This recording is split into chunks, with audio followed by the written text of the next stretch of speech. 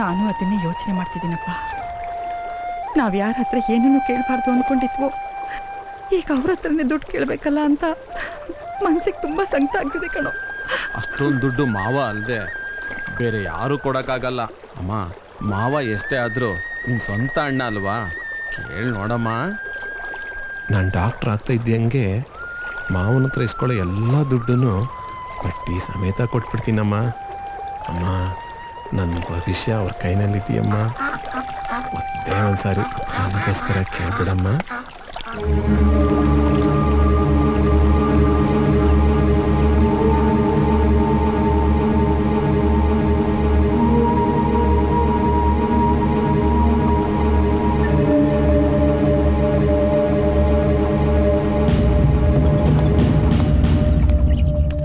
ನೋಡು ಸಾಧು, ನೇರವಾಗಿ ಒಂದು ಮಾತು ಹೇಳ್ತಿದ್ದೀನಿ.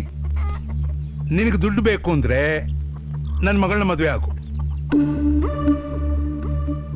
ಆಮೇಲೆ 3 ಲಕ್ಷ ಇಲ್ಲ ಅಂದ್ರೆ 6 ಲಕ್ಷ ತಗೊಂಡು ನೀನ್ ಡಾಕ್ಟರ್ ಆದ್ರೂ ಓದು, ಇಂಜಿನಿಯರಿಂಗ್ ಆದ್ರೂ ಓದು, ಏನಾದ್ರೂ ಓದು.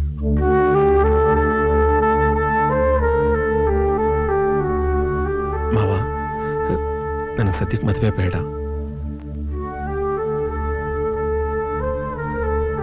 ನಾನು ಕೇಳಿದ ದುಡ್ಡನ್ನ ಸಾಲ ಅಂತ ಕೊಡಿ.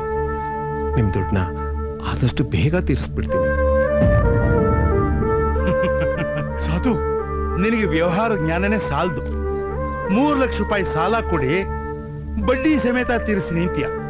ತಿಂಗಳಿಗೆ 1% ಅಂದ್ರೂ 3,000 ರೂಪಾಯಿ ಆಗತ್ತೆ. ವರ್ಷಕ್ಕೆ 36,000 ರೂಪಾಯಿ ಆಗತ್ತೆ. 5 ವರ್ಷಕ್ಕೆ 1,86,000 ರೂಪಾಯಿ ಬರೀ ಬಡ್ಡಿನೇ. ಇನ್ನು ಅಸಲು ಸೇರಿಸಿದ್ರೆ ಒಟ್ಟು 4,86,000 ರೂಪಾಯಿ ನೀನ್ ತೀರಿಸ್ಬೇಕಾಗತ್ತೆ ಅಲ್ವೇನಪ್ಪ? ಇನ್ನು ನೀನು ಓದು ಮುಗಿದು ಡಾಕ್ಟರ್ ಹಾಕಿದಂಗೆ ತಿಂಗಳಿಗೊಂದು 5,000 ರೂಪಾಯಿ ಸಂಬಳ ಕೊಡ್ತಾರೆ ಅಂತ ಅನ್ಕೋ. ಆದ್ರೂ ಈ 4,86,000 ರೂಪಾಯಿನ ತಿಂಗಳಿಗೆ 5,000 ರೂಪಾಯಿ ತರ ನನಗೆ ತೀರಿಸ್ತೀನಿ ಅಂತ ಅಂದ್ರೂ 8 ವರ್ಷ ಬೇಕು. ನೋಡ್ ಸಾಧು, ನೇರವಾಗಿ ಒಂದು ಮಾತು ಹೇಳ್ತಿದ್ದೀನಿ. ಇರೋ ನನ್ನ ಒಬ್ಬಳೇ ಮಗಳನ್ನ ನೀನು ಮದುವೆ ಮಾಡಿಕೊಂಡು 25 ಎಕರೆ ಅಡಿಕೆ ತೋಟ, 16 ಎಕರೆ ತೆಂಗಿನ ತೋಟ, 36 ಎಕರೆ ಕಾಫಿ ತೋಟ, ಈ ಸಮಸ್ತ ಆಸ್ತಿಗೂ ನೀನೇ ಸರ್ದಾರ ಆಗ್ಬೋದಲ್ವಾ? ಅಣ್ಣ, ಸುತ್ತಿ ಬಳಸಿ ತಿರ್ಗಾ ಅಲ್ಲಿಗೆ ಬರಬೇಡ. ಏನು ಅಣ್ಣ ಅಂತ ಕೈ ಒಟ್ಟು ಬಂದಿದ್ದೀನಿ, ಸಹಾಯ ಮಾಡಕ್ಕಾಗತ್ತೋ ಇಲ್ವೋ ಅಷ್ಟೇ ಹೇಳು. ನನ್ನ ಮಗ ಡಾಕ್ಟರ್ ಆಗ್ಬೇಕು ಅನ್ನಂಗಿದ್ರೆ ಹಾಗೆ ಆಗ್ತಾನೆ. ಇದೇ ಹಠ, ಇದೇ ಚಾಲೆಂಜು ನಿನ್ನ ಗಂಡ ನನ್ನ ಹತ್ರ ಮಾಡಿದ್ದ. ಆಮೇಲೆ ಏನ್ ಕಿಸ್ದ, ನಗಿದ್ ಬಿದ್ದು ನೆಲ್ಲಿಕಾಯಿ ಆದ. ಮಾವ, ನನ್ನ ಅಪ್ಪನ ಬಗ್ಗೆ ಏನಾದ್ರೂ ಮಾತಾಡಿದ್ರೆ ನನ್ ಕೆಟ್ಟ ಕೋಪ ಬರುತ್ತೆ. ಬರ್ಬೇಕಾಗಿದೆ.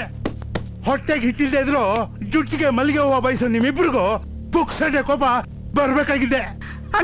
ಅಣ್ಣನಿಲ್ಲ ಸುಣ್ಣನಿಲ್ಲ, ಬೇಡ್ತಾ ಇರೋದು ಭಿಕ್ಷೆ, ಅದ್ರಲ್ಲಿ ಪೊಗರು ಬೇರೆ.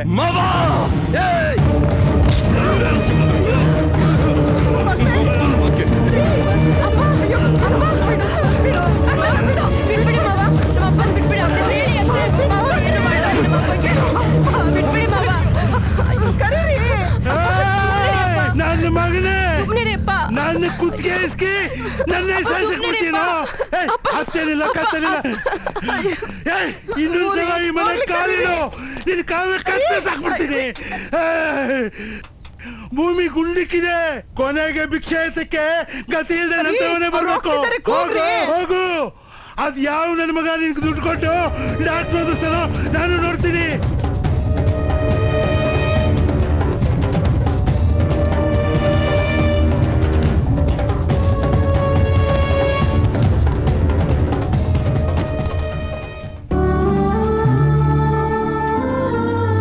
ಅಮ್ಮ, ನಾನು ಡಾಕ್ಟರ್ ಆಗ್ತಿದ್ದಾನೆ. ಆಗ್ತೀಯ ಮಗ. ಆ ತಾಯಿ ನಮ್ ಕೈ ಬಿಡಲ್ಲಪ್ಪ, ನಮ್ ಕೈ ಬಿಡಲ್ಲ.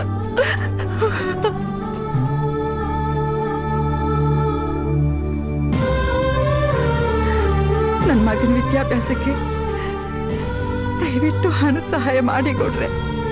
ನಿಮ್ಮ ಹಣನ ಆ ಆದಷ್ಟು ಬೇಗ ತೀರಿಸ್ಬಿಡ್ತೀನಿ. ನಿಮ್ ಕಾಲಿಗೆ ಬೀಳ್ತೀನಿ. ಅಯ್ಯೋ, ಹೇಳಿ ಅಮ್ಮ, ಹೇಳಿ.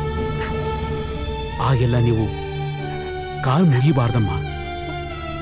ನನ್ನ ಕೈಲಾದಷ್ಟು ಹಣ ಸಹಾಯನ ನಿಮ್ಮ ಮಗನ ವಿದ್ಯಾಭ್ಯಾಸಕ್ಕೆ ಮಾಡ್ತೀನಮ್ಮ. ಕೂತ್ಕೊಳ್ಳಿ ಅಮ್ಮ, ಕೂತ್ಕೊಳ್ಳಿ.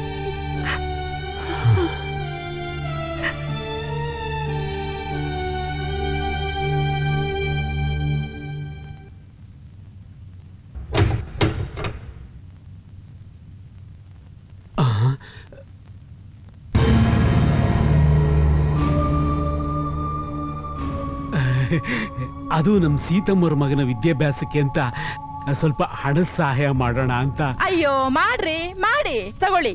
ಈ ಬಳೆನೂ ತಗೊಳ್ಳಿ, ಈ ಸರನೂ ತಗೊಳ್ಳಿ, ಅಲ್ಲಿರೋ ದುಡ್ಡುನೂ ಕೊಟ್ಬಿಡಿ. ಸತ್ಯ ಹರಿಶ್ಚಂದ್ರನ್ ತರ ನಾವು ಸ್ಮಶಾನಕ್ಕೆ ಹೋಗಿ ದಿಕ್ಕು ದೆಸೆ ಇಲ್ದಿರೋ ಪರದೇಸಿಗಳ ತರ ಸಂಸಾರ ಮಾಡೋಣ.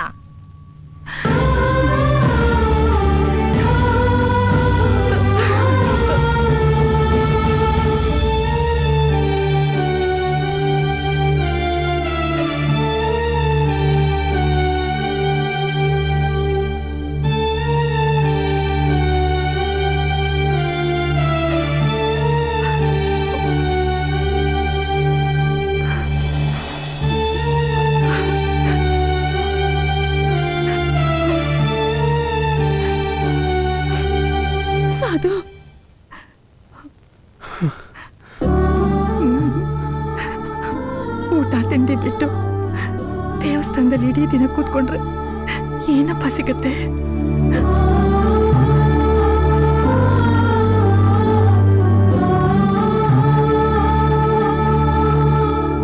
ಸಾಧು, ಬೇರೆ ದಾರಿ ಏನಾದ್ರೂ ಹುಡುಕು. ಇಲ್ಲ ನಿನ್ನ ಆಸೆನೆಲ್ಲ ಮಣ್ಣು ಮಾಡ್ಕೋ. ಬರೀ ಆಸೆ ಮಾತ್ರ ಮಣ್ಣಾಗಲ್ಲಮ್ಮ, ಜೊತೆಗೆ ನಾನು ಮಣ್ಣಾಗ್ಬಿಡ್ತೀನಮ್ಮ.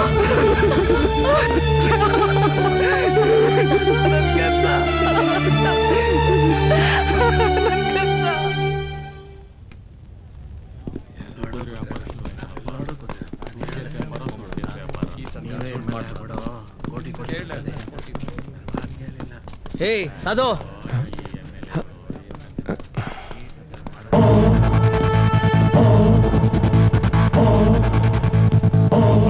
ಸಾಧು, ನೀವು ಶ್ರೀನಿವಾಸ್ ಅಲ್ವಾ? ಬರೀ ಶ್ರೀನಿವಾಸ ಅಲ್ಲಪ್ಪ, ಹಾಲ್ ಮಾರ್ಕೊಂಡು ಜೀವನದಲ್ಲಿ ಮೇಲ್ ಬಂದಂತ ನಿನ್ನ ಆಪ್ತ ಮಿತ್ರ ಶ್ರೀನಿವಾಸ ನಾನೇಪ್ಪ. ಓ, ನಾನು ಯಾಕಪ್ಪ ಈ ಬಿಳಿ ಬಟ್ಟೆ ಹಾಕೊಂಡಿರೋದು ಅಂತನಾ? ಏನಪ್ಪ ಮಾಡೋದು, ನಾನು ಮೊದಲೇ ಈಶ್ಮನ್ ಕಲರು, ಜನ ನನ್ನ ಗುರ್ತಿಡಿಬೇಕಲ್ವಾ. ಇತ್ತೀಚೆಗೆ ರಾಜಕಾರಣಿಗಳ ಸಹವಾಸ ಬೇರೆ ಮಾಡಿದ್ದೀನಲ್ವಾ, ಅದಕ್ಕೋಸ್ಕರ ಈ ಬಿಳಿ ಬಟ್ಟೆ ಹಾಕಿರ್ತೀನಿ. ಅದಿರ್ಲಿ, ಏನ್ ಸಾಧು ಇಲ್ಲಿ? ಪೈಲ್ವಾನ್ರು ಮಂತ್ರಿಯವ್ರಿಗೆ ಹೇಳಿ ಸೀಟ್ ಕೊಡಿಸ್ತೀನಿ ಅಂದ್ರು, ಅದಕ್ಕೆ ಬಂದಿದ್ದೀನಿ. ಓಹ್, ಅದಾ ವಿಷಯ. ಸಾಧು, ಅಲ್ಲಿ ನೋಡಲ್ಲಿ.